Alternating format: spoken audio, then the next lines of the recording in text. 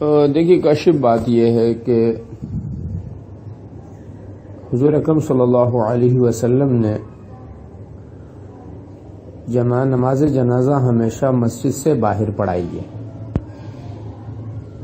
ہاں اگر کوئی عذر بارش کا یا کوئی اس طرح کا ہوتا کہ جس میں باہر نماز پڑھانا ممکن نہ ہو تو پھر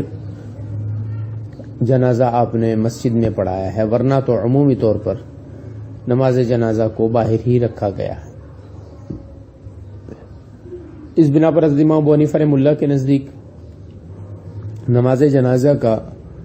مسجد میں پڑھانا یا نماز جنازے کا مسجد میں رکھنا، چاہے اس کی کوئی بھی صورت ہو، یہ جو صورتیں ہمارے ہاں مسجدوں میں ہو رہی ہے،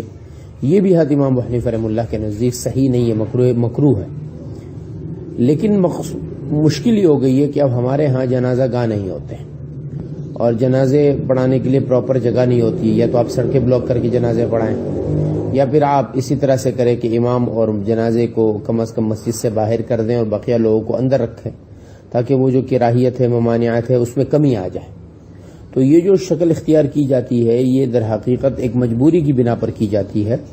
ورنہ شرعی طور پہ اصل حکم یہ ہے کہ جنازے کی نماز باہر جنازہ گاہ میں ہو جو کہ مسجد سے ہٹ کر ہو،